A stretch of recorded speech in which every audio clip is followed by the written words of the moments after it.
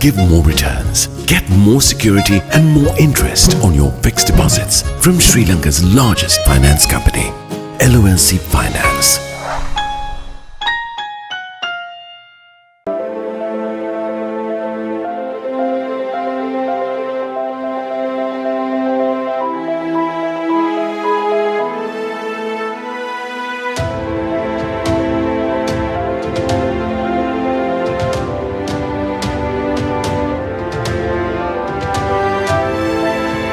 To curb corruption, one must be courageous to confront and rise up against the corrupt. Sleep well, be guided by ethics and standards for peace of mind. Refresh Sri Lanka for a civic-minded society. LMD, the voice of business.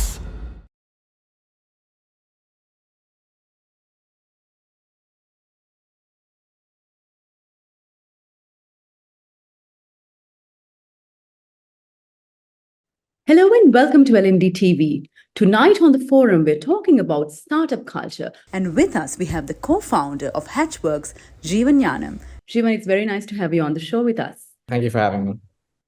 Jeevan, to start things off today, can you share your assessment of how Sri Lanka's entrepreneurial ecosystem is looking like today, especially with the country emerging from its economic crisis slowly but surely? So I've been involved in the startup ecosystem for the last 14 years. I would say it's still early days. I think it's graduating from a nascent stage to a more forming stage. The startups are becoming more and more globally relevant. I think in the background of the economic crisis, what happened with the startup ecosystem, in fact, being in Hatch, we saw this kind of the startup ecosystem actually congregate at Hatch. People obviously were very worried about their futures, etc.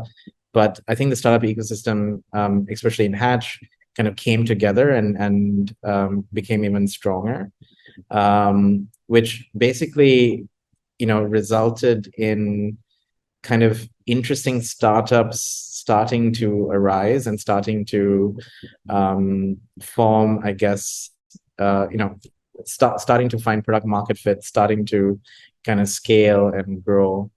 And what we've seen in Hatch, especially as we take these startups outside of Sri Lanka, as Sri Lanka is a very small market, we see that these startups have figured out a solution that works locally, and now they're starting to apply that local technology at a global scale.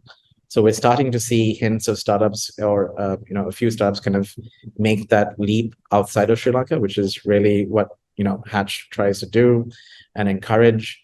And I think we're going to see kind of in the startup ecosystem, my personal belief is this is the kind of brightest spark that has actually formed during the financial crisis. And I think with a small ignition, which is capital, market access, I believe that this can actually grow to a global stage and be one of the things that have come out of the financial crisis that actually kind of ignites growth and recovery for the country.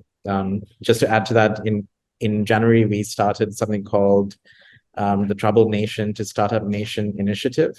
And we had Tim Draper, who's a Silicon Valley-based investor, come into Hatch and kind of look at the startups. And as a result, in the last 6 to 9 months, we've been able to fund startups about $1 million across 7 to 8 startups. Now, that's a small amount in the grand scheme of things, but for Sri Lanka, which has typically been underfunded, we see it as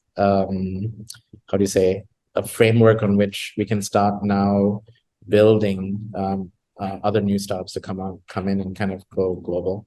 We saw that the recent budget included several proposals to provide concessionary loans to SMEs. Of course, we have seen similar initiatives and proposals in the past. So what are your thoughts on this Do you think that these proposals will actually boost startups? I think this obviously will help with runway, help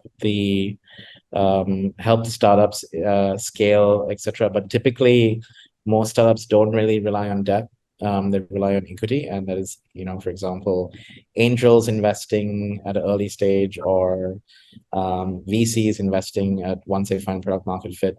So I think it is obviously encouraging, and that's great. And I think more importantly than the fact that the loans are available, that the interest rates are coming down, which is encouraging.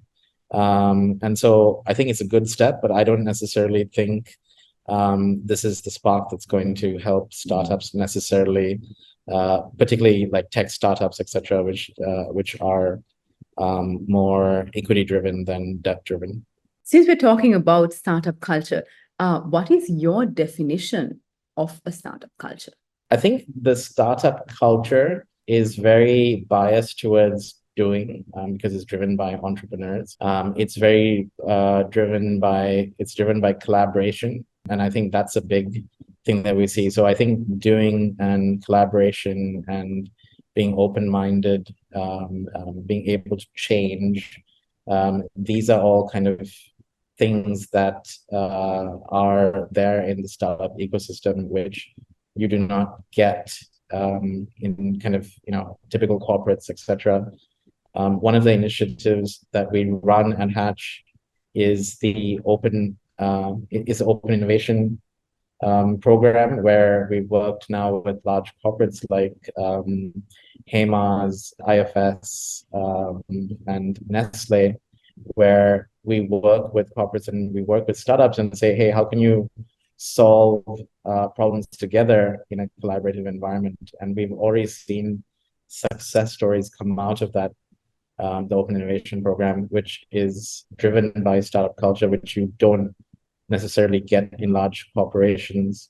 So I think we need to further kind of the startup environment, especially if you're looking at a country that is now going to focus on innovation. You really need the startup culture to permeate across the country. Jeevan, if I ask you, entrepreneur versus enterprise, who really owns the startup culture?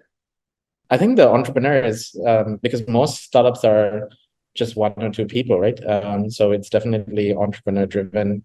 That's why it has a heavy bias to doing. It has a heavy bias to collaboration, etc., because it's entrepreneur driven. So yeah, definitely not enterprise driven, because I think the entrepreneur, especially at a very early age of a startup, kind of sets the culture of what the organization is going to be, or the founding team sets the culture, and then that's how kind of it gets formed. So when a business progresses and establishes itself, does the startup culture continue, since it's more a mindset than a certain point in time? So does it continue, or if not, what do you think are the main obstacles that prevent businesses from staying in startup mode forever? Yeah, I think there are different stages of the business. So 0 to 1 is typically startup. 1 to 10 is where you find product market fit, is kind of scaling. But then there's 10 to 100, 100 to 1,000, 1,000 to 10, 100,000. So at each different stage, I think the culture also changes, because it's the organization is growing. It's forming. As you bring in more people, the systems and processes have to drive the organization rather than the people. So definitely the culture has to change as well, because it has to be more systems oriented rather than leadership oriented. So I think that's a natural evolution of the company. I think definitely the founders have a huge impact at the starting, the starting part of where an organization is formed, and at the later stage, it's systems and processes. For example, I myself, who has founded companies, I'm very good at the 0 to 1, maybe 1 to 10. but at a later stage, I would want to hand it over to a professional management team who are able to then take it and scale it, right? So it's understanding what you're good at, what stage the organization is, and what, when you have to kind of let go as well to for others to take leadership and run with it. It's time to take a very short break, but we'll soon be back to talk more about startup cultures. Display your brand message on digital screens at prime locations. The largest digital advertising network in Sri Lanka. Emerging Media. You're mobile, and so are we. Gets me going. Grab the Lite 87 app at the Apple App Store or Google Play now. 87.8 and 87.6 island-wide. Lite 87.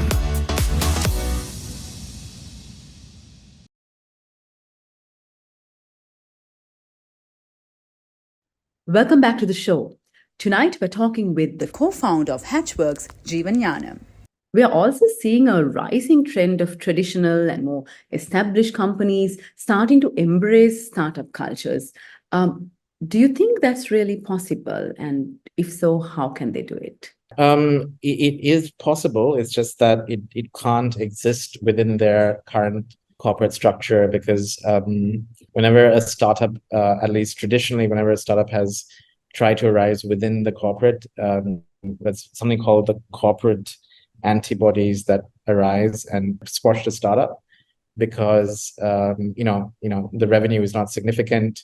The senior leadership is like, why am I spending management time on such a small part of my P&L, et cetera, et cetera. So that's what I guess Hatch is enabling for companies like that we spoke about, like Hema's, Nestle, IFS, is, hey, work with startups, get them to a certain stage, and then maybe look at kind of including them into your overall organization. So this is a new way of thinking, and that's why we call it open innovation, which I think Sri Lanka needs, the corporates in Sri Lanka need to think about as a strategy to kind of find new markets.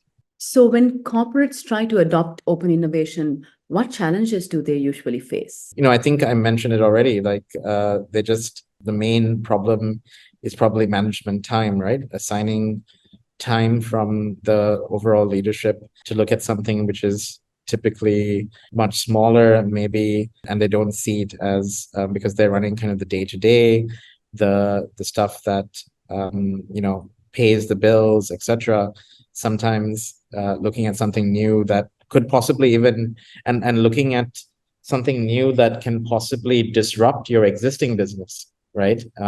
Because it's startups typically might cannibalize your existing revenue, might cannibalize your existing clients, because you're doing, might actually bring down your revenue, right?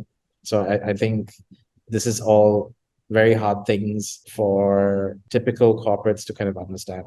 Jeevan, you spoke about working with corporates, to help them embrace a startup culture. So what really works here? Education versus experiments, or mentoring versus setting examples? And what are your recommendations on, how Sri Lankan companies can really embrace and reap the benefits of instilling a startup culture and a startup mindset? My recommendation is, don't try and do it inside your existing entity, inside your existing corporate. Especially if you're a typical large corporate, it doesn't work, again, because of the antibodies, against the management time, etc. Create a new enterprise outside, work with partners that understand startup, and build it just like you would a business from scratch. Find someone who can take leadership of that enterprise, try and provide market access, try and provide funding, scale, and trying to help them find product market fit.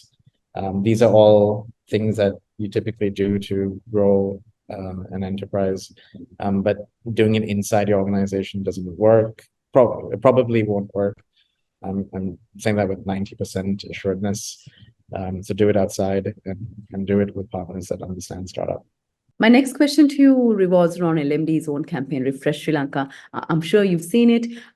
We launched it last year to encourage a mindset change and create a more civic-minded society in Sri Lanka.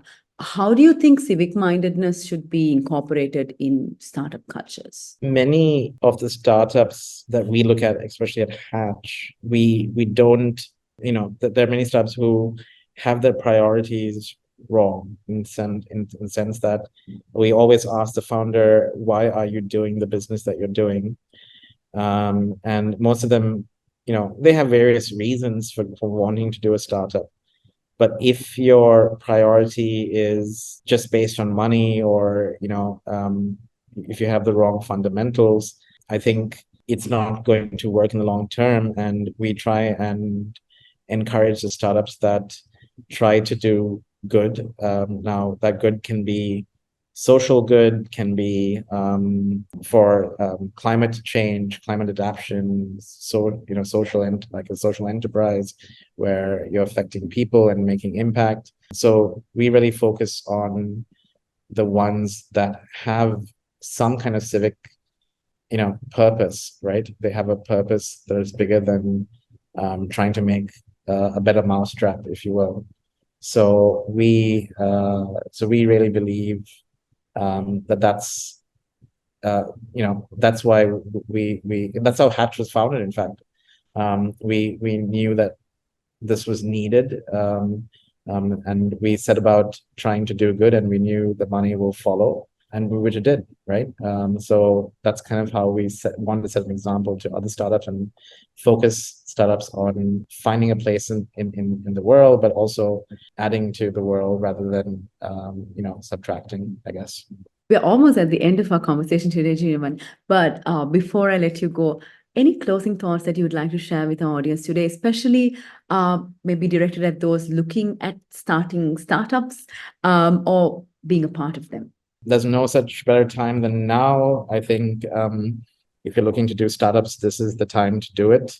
And I think it's getting easier, in terms of not only the capital required, but also the support.